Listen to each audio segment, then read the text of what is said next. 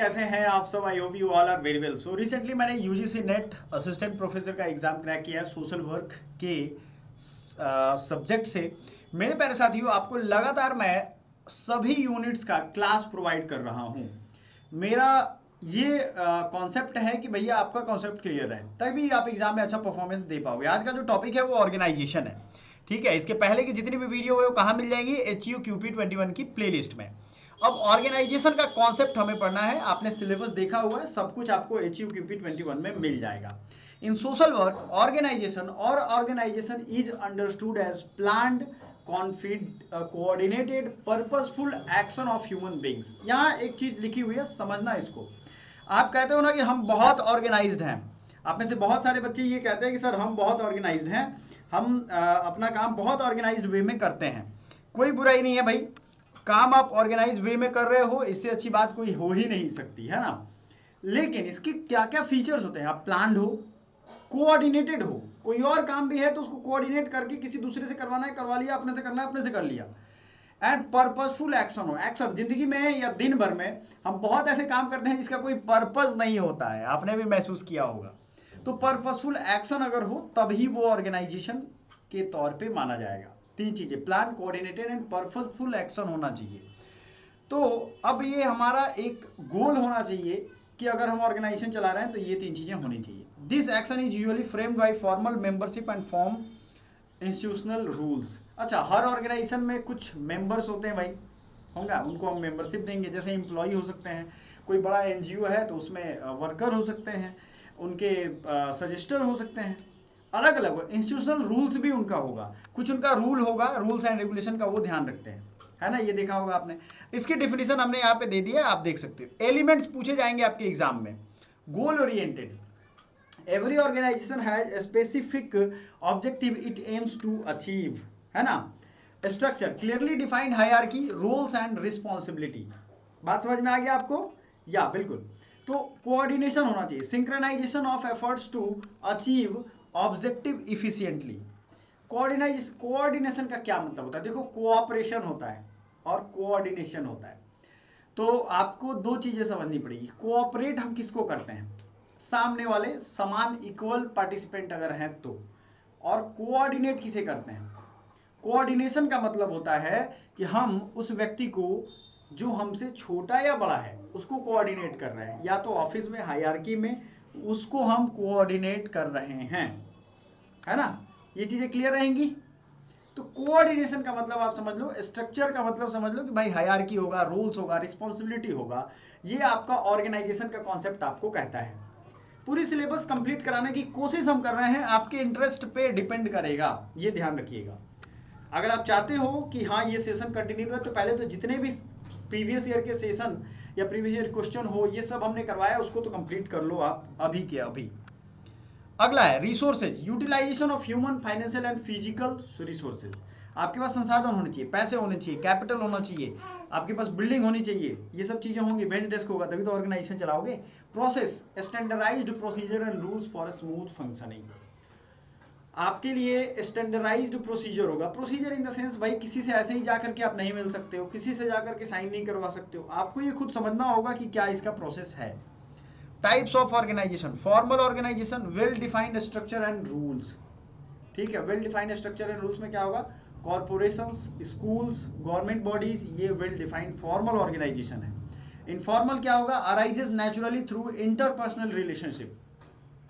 Clear है? ये naturally आएगा जिसमें आपको इंटरपर्सनल रिलेशनशिप के बारे में बताया जाएगा, पीयर ग्रुप्स, सोशल सर्कल्स। ये आपसे पूछा जाएगा, पूछा गया है, which is the formal organization. ठीक है, फॉर्मल ऑर्गेनाइजेशन कौन है? Well defined structure and rules, ये ध्यान रखना। इनफॉर्मल ऑर्गेनाइजेशन क्या है? Arises naturally through interpersonal relationships. Example, peer groups, social circles, ये याद रखिएगा। ठीक है ना। एग्जाम्पल क्या हो जाएगा भाई? फॉर्मल में well defined structure and rules. अब फॉर्मल में आ जाओ, स्कूल, कॉलेज, गवर्नमेंट बॉडीज, इनमें सारा चीज स्ट्रक्चर वाइज है, इसमें कोई दिक्कत नहीं है। ऐसा नहीं है कि आप इनका काम वो कर देगा, नहीं चलेगा। इनफॉर्मल में क्या होगा? इंट्रापर्सनल रिलेशनशिप में आप देखते हो झगड़े भी इसमें ज्यादा होते हैं। अच्छा, फॉर्मल होता है, चलो भाई फॉर्मल रिलेशन है, झगड़ा क्या करना, हम थोड़ी ना यहाँ ऑफिस लिखने आए हैं, है ना, ऑफिस थोड़ी ना रजिस्ट्री करवाने आए हैं। चलो फॉर्मल है, एक्चुअली ये होता है, आपने भी देखा है, सही है। तो प्रॉफिट ओरिएंटेड होता है, आपको ये समझना है, ठीक है, आपको ये चीज समझना है कि जो भी बच्चा, एक बच्चे का मैसेज आ रहा है कि सर सैंपल हमें दिखा दो मॉक टेस्ट का, तो कोई आपको सैंपल देखना है तो आप एकेडमी पॉइंट एप्लीकेशन डाउनलोड कर लो।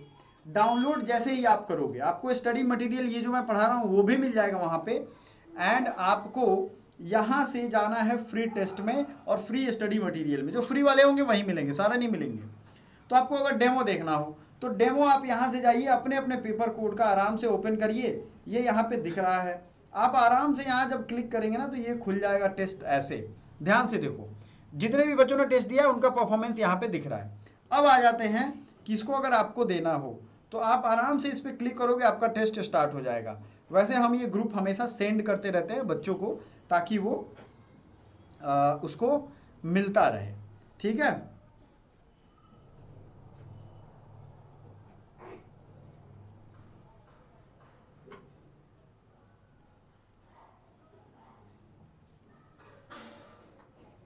ठीक है, क्लियर है। तो जैसे मैंने अभी इनको भेजा कि यू कैन चेक, ये आप कर सकते हो। ऑफर पे अभी मिल रहा है 50% ऑफ पे, आप चाहो तो पूरा ले सकते हो, ठीक है। आपके काम की चीजें हैं, सारा चैप्टर इसमें इंक्लूडेड है। एक बार मैं जो पढ़ा रहा हूँ उसको आप रिवीजन कर दोगे, आपका एग्जाम निकल जाएगा। अदरवाइज भटकते रहोगे, भटकते रह जाओगे, कोई फायदा नहीं होगा। इनफॉर्मल आप समझ गए हो, नेचुरली आता है। प्रॉफिट ओरिएंटेड, जैसे उसका एक ही मोटिव होता है भाई कि वो ऑर्गेनाइजेशन को प्रॉफिट जनरेट करना है, बिजनेस स्टार्टअप ये सब होते हैं। नॉन प्रॉफिट क्या होता है, जिसमें चैरिटेबल इंस्टीट्यूशंस होते हैं, लाइक आपका मान लो कोई एनजीओ जैसा अजीम प्रेमजी फाउंडेशन है, वो एनजीओ का काम क्या है, वो एनजीओ का काम है कि आप उस एनजीओ में अगर हो तो आपको पता होगा कि वो कोई चैरिटेबल काम करता है, जैसे गरीबों की सेवा, लड़कियों के लिए शिक्षा की व्यवस्था, उनके लिए हेल्थ एंड सैनिटेशन का क्या सिस्टम है, वो ये सब होता है NGO and charitable institutions. Plan functioning of organization, planning, defining objectives and strategies. Functions of organization आपको ध्यान रखना है। प्लानिंग, एक तो आपको ऑब्जेक्टिव एंड स्ट्रेटजीज अपना क्लियर रखना है, ये आप याद रखना। Planning, organizing, leading, controlling and decision making, क्योंकि ये चीजें बार बार पूछी जाती हैं। इसमें एक आएगा ऑर्गेनाइजेशन का पोस्ट कार्ब, ये भी सिस्टम हम आगे चल के देखेंगे। पोस्ट कार्ब बार बार पूछा जाता है, POSD, POST नहीं, ठीक है। अगर मालूम है तो बताइएगा जरूर। प्लानिंग आपको ऑब्जेक्टिव एंड स्ट्रेटेजी क्लियर करना है। ऑर्गेनाइजिंग, रिसोर्स जो है उसको कैसे असाइन करना है ये पूछेगा। आपको पूछेगा फंक्शंस ऑफ ऑर्गेनाइजेशन क्या होता है। लीडिंग, उसमें कोई एक व्यक्ति लीडर होगा जो सबको गाइड करेगा, मोटिवेट करेगा। Controlling, monitoring progress and making adjustments. Decision making, problem solving and strategic actions, आपको डिसीजन भी लेने होंगे स्ट्रेटेजिक एक्शंस को लेकर के। Importance of organization, efficiency, clarity, coordination, adaptability, goal achievement, ये सब इनके हो जाएंगे। चैलेंजेस क्या क्या आएंगे, कम्युनिकेशन बैरियर्स होगा, रेसिस्टेंस टू चेंज होगा, कन्फ्लिक्ट अमंग मेंबर्स होगा, रिसोर्स कंस्टेंट्स, ये सब होगा। कंक्लूजन हमने लिख दिया है। सो आपको देखना हो तो आप यहाँ देख सकते हो, संगठन के अगर ऑर्गेनाइजेशन पढ़ना हो चैप्टर तो ये चीजें हैं। अभी जो बच्चे पीछे रह गए हैं उनको हम बता दें कि अगला चैप्टर हम लोग पढ़ने वाले हैं कल्चर, ठीक है। तो आपका ये काम है कि इस चैप्टर को कंप्लीट कर लो, ठीक है। और जैसे ही आप कंप्लीट करोगे आपको पता चलेगा कि आप कितने पानी में हो। और मॉक टेस्ट और वो चीज़ है स्टडी मटेरियल, दोनों आप ले सकते हो। कई सारे वीडियो में मैंने बताया, पहले पुराने वीडियो कंप्लीट कर लो, then you will have to visit me and text me या मैसेज मी, हमें करना है आपको, मैसेज आप कर सकते हो। Thank you so much, bye for now.